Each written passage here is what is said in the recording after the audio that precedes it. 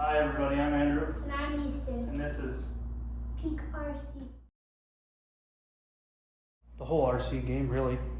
When I was younger, I was into it in a sense, but not in the aspect that we are today. I did not know that you could do the kind of upgrades and customization to RC cars like you can nowadays. I'm sure that's probably been that way for a long time, but we never had those type of RC cars. You know, it was a generic box store, Walmart, Kmart, Radio Shack, basic RC cars. I just recently discovered that you can take name brand RC cars, Losi, Axial, Arma, all those, and do significant upgrades to them. Improve them, make them faster, make them do cool stuff, lift them, crawl them, race them, all that stuff. Easton here recently had his 7th birthday, and we took him to a place called Friendly Hobbies here in Vegas, and they have 3 tracks there. I think three crawler courses and a carpet track that you can rent cars and you can race on them, or you can buy your own, bring your own, and drive that there too. So we went down there. We rented, me, my wife, and Easton. We rented 3 crawlers, and we messed around on their crawler course for a little while and had a lot of fun. Then we went and we rented a couple of the little carpet racers, 2 Micro Bs and a Micro T, and we went and messed around on their little carpet track and raced around and had a good time. They got some jumps and some pretty cool corners and a little ramp that goes up and goes around kind of, and we had a lot of fun doing it, and we both got hooked. So it's a big hobby shop. We were able to go in there and we bought an SCX24, an Axial SCX24, and a Losi Micro B. And now we're just kind of playing around with them, and we're gonna go get kind of crazy with them at some point, probably.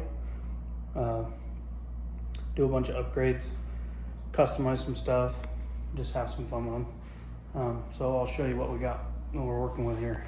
So here we have the Axial SCX24 C10 and the Losi Micro B. We got the little Micro B for him, and I got the crawler, the SCX24. They're pretty cool. The buggy is bone stock. We haven't done anything to it, haven't adjusted nothing. It's just a bone stock car. The crawler, however, I've done some stuff to it. We've only had them for a few weeks, but the crawler here, we have put long travel shocks on. I don't remember the brand, but I flipped them upside down. I seen a video from Cape Crawlers that he was saying on a lot of these long travel shocks. These are 43 millimeter shocks. He says that if you put them on there upside right with a little fake bias there on the top, that the shock shaft will get hung up sometimes. So like, you know, it'll raise normal, but then when it goes to come back down, it'll get hung up. So then you'll just be driving with the truck cocked over at an angle till it finally releases. He says if you put those on upside down, it seems to help with that problem. So I didn't even try it. I just put them on there upside down and we went with it. They do send you 3 lengths of, or not 3 lengths, but 3 different shock spring packages for them when you order those aftermarket shocks. And there's 3 different rebound rates. You have a soft, a stiff, and one that's like kind of in between. Well, I put the softest one on there, and it raised the truck way up. So the truck sat way up like this, even with the softest springs on it, because there's no real weight up top. So I took the springs off. So because I took the springs off, the truck sits fully slacked out all the way down, and when you turn, there's some tire rub, but I'm gonna fix that. I'm gonna trim the body, but for now we're just gonna roll with it. The only other thing I've done is put some 13, I believe they're 13 gram wheel weight extend. I think they're also like a wheel spacer. It kind of pushes the tire out a little bit. It's also flush to the back of the wheel, so you can, if you look underneath it, it kind of just looks like a dust cover on the back of your brakes. They don't stick out. They don't hang out inside of there, which I like. I like that it looks relatively normal. I also put some aftermarket steel drive shafts from Endura on there, and an Endura steering stabilizer, because from what I've heard, I think most of my information here is coming from Cape Crawlers. I watched a lot of his videos, where your steering servo will start to have issues when you start to add weight and stuff like that. So rather than burning the stock servo up, I figured I'll just buy the aftermarket now. So I've probably put about $100 worth of upgrades into it, but I will say that I do think that unless you're just trying to go balls to the wall and upgrade it to its full potential right off the rip, and you want to know what upgrades cause what type of performance changes, I do think I like the aspect of purchasing 1 or 2 upgrades at a time. I mean, you could purchase them all, but maybe put them on 1 or 2 at a time, drive the truck around, or whatever you're working on, the little buggy, a boat, whatever, I don't know. Because I feel like at that point, like if you were to put high link or high clearance links on it, and then you drive it, then you get to see what that changed by changing those links, getting more clearance, like add a little bit of weight, because I believe they're aluminum as opposed to plastic, stuff like that. So personally, I like the idea of changing 1 or 2 things at a time, just to see what it does, kind of gain a little bit of knowledge on it. But Easton's got this little micro bee here, and we decided we were going to build some tracks. So Easton, you want to tell them about your track? So I put my RC car here, and then go right there, on road there, then right there, and then that's the finish. Yep. So you start wherever you want, pretty much. We only have the one, so we aren't really racing each other at this point. But we usually start over here, cruise around that side, all the way around down here, flip it wide over there, come back to the start. This track is, we went down to Lowe's last weekend, and we bought this carpet here. It's thin, sorry, don't mind the mess. We've been building some stuff in here, so there's some sawdust and some foam pieces and stuff, and probably some dog hair in the carpet, but it's just some nice thin carpet that we went down to Lowe's. It's a 10-foot by 12-foot piece. I think we bought a bunch of stuff while we were there, but I think the carpet was about $90, which, I mean, you could find a cheaper piece of carpet on Facebook Marketplace or something, or even maybe a piece of turf would work. And then the blue stuff you see here, that's just 1/2-inch PEX tubing, like water line for your house. The cool thing about it is it's flexible, so you can kind of bend it to the shape that you want. It does try to straighten back out. I'm sure this stuff's been taped down for a week. I'm sure it'll probably hold its shape a little bit better now that it's been sitting like that.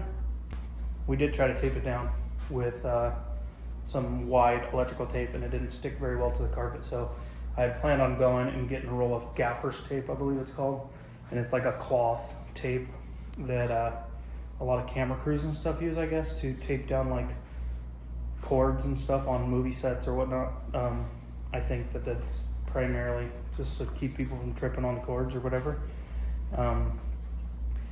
But I found out that stuff's like $45 a roll, and I didn't feel like spending that on a roll of tape. So we went and bought us just a roll of black Gorilla like duct tape, and it seems to work okay. It's not the greatest. We'll figure out something in the future. I will say that the way this track is set up with that 1/2-inch PEX, that little buggy will catch the edge if you get too close, and it'll drive it up over the edge. And then when the rear tire comes off the ground, then it just spins and you get stuck. So I would like to use something bigger, possibly, larger diameter. That way it's harder for that little buggy to crawl it, or something square, which would help prevent it from being able to crawl up over it as opposed to something that's round. We do plan on adding some jumps or something in the future and upgrading the little track at some point, but for now, this is what we're working with. And then I'll show you the crawler course here. So this is just a 4x8 sheet of OSB on a 2x4 frame. I did put some supports in there crossways just to help support it, because I don't really know yet how I'm going to build the course. I've seen a few different methods. If you have anything, feel free to drop it in the comments or however you do that. This is all we have so far. I have this is glued to the table, so it's stuck on there. All it is 1-inch foam insulation board.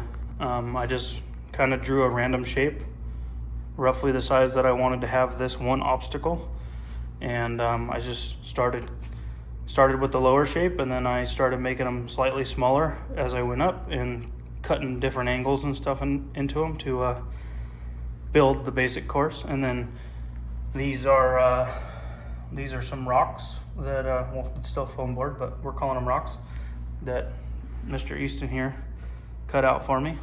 So some of those are glued down. I got to glue a couple more of them down, but for right now, that's what we got. I've seen some other videos or a lot of videos actually, where people take just generic trash that you got laying around, cardboard boxes, those like little disposable aluminum foil cans, and you hot glue them down where you want them, kind of crumple them up a little bit, and then you put plaster cloth, I believe it is. Put plaster cloth. You just dip it in water and kind of set it on top of what you got working, and when it hardens up, it's pretty hard, I guess. So then after that, you can texture it and paint it how you want. I've also seen a video where people have used concrete. I would love to make an outdoor course out of concrete or logs or something, but we're currently in a rental house, and I don't want to have to clean that up when I move. So for now, we're just going to go with this table. This table's got plenty of room on it. I will say, if you decide to build one this size, 4x8, put it in an area where you can have it away from the wall and whatnot, so that you can get to both sides to work on it. I think if I had this thing pushed against the wall, there's no way that I'm getting all that stuff stacked back there like I got it right now. But this is what we're working with. We got these two. The controller is identical for the two of them, so we have them marked with little stickers. This is actually the wrong one. His little Micro B's got the red dump truck here, and my truck's got a little yellow front end loader. So, Easton, and we want to show them what your car can do, huh? Alrighty.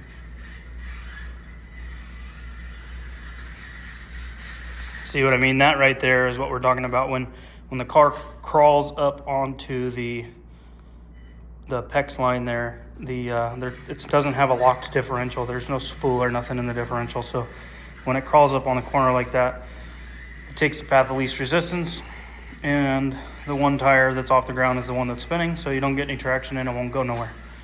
If you do hit it square, it will jump over the PEX. But if you hit it at an angle, it likes to get hung up.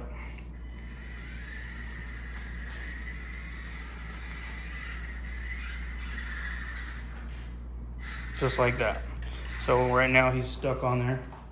Just lifted that one tire up, and then now it doesn't get any traction.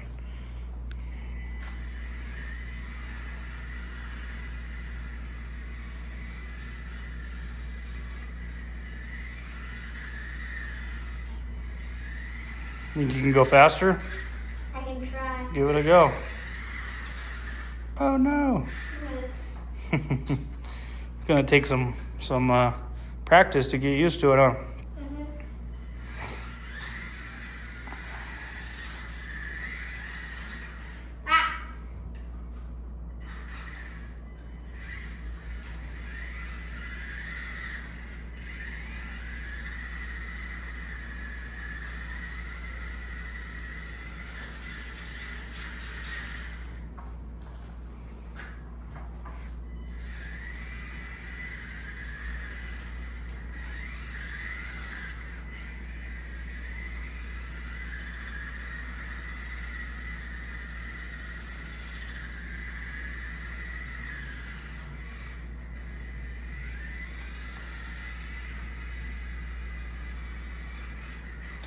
So Easton, you think that car is pretty user friendly for a 7-year-old?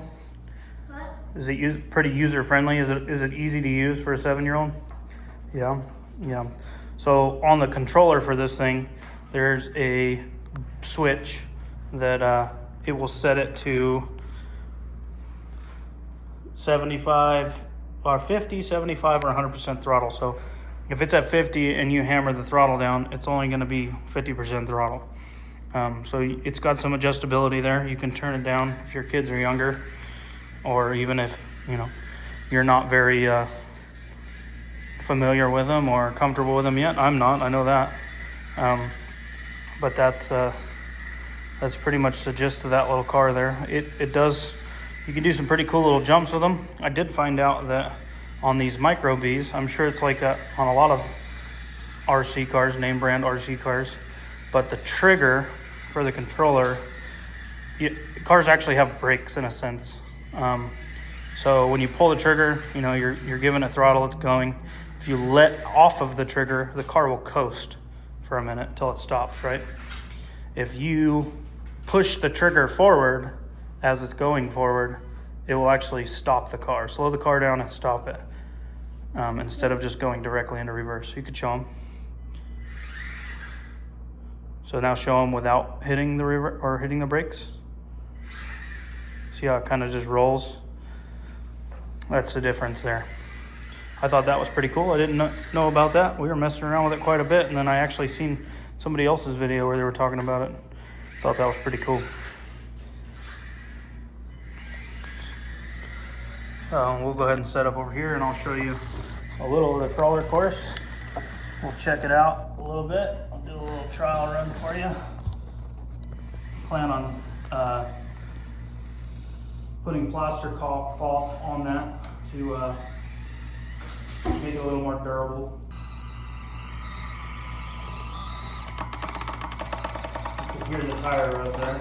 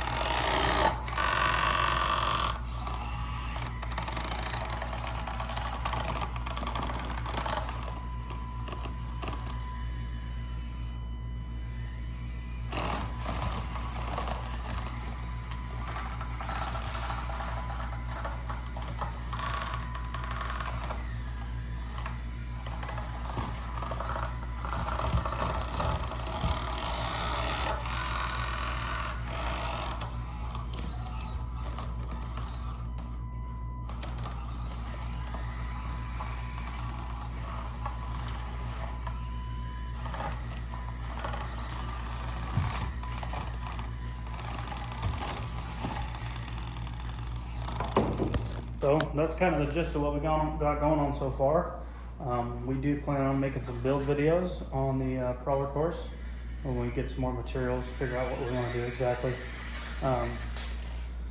Same thing, we're going to try out some different methods to try to jump these things. We do plan in the future. We're pretty hooked. I mean, it's not the cheapest hobby to get into, but I mean, it's definitely a fun one, and you can get into it relatively cheap. Obviously, you can get pretty crazy with them too. So we plan on getting some more little carpet racers. We're going to go down to Friendly Hobbies again, like I said, and pick us up some more stuff here soon. And we will keep practicing here at home. Maybe we'll go down there and practice on their track a little bit. Maybe, I know they do some events there. They hold races, I believe, and maybe we'll do some races and stuff as well. So stay tuned and come learn with us. We're still trying to figure this stuff out ourselves. So thanks for watching. Like, Peace. share, subscribe. Peace. Yeah. All right. Thanks, guys.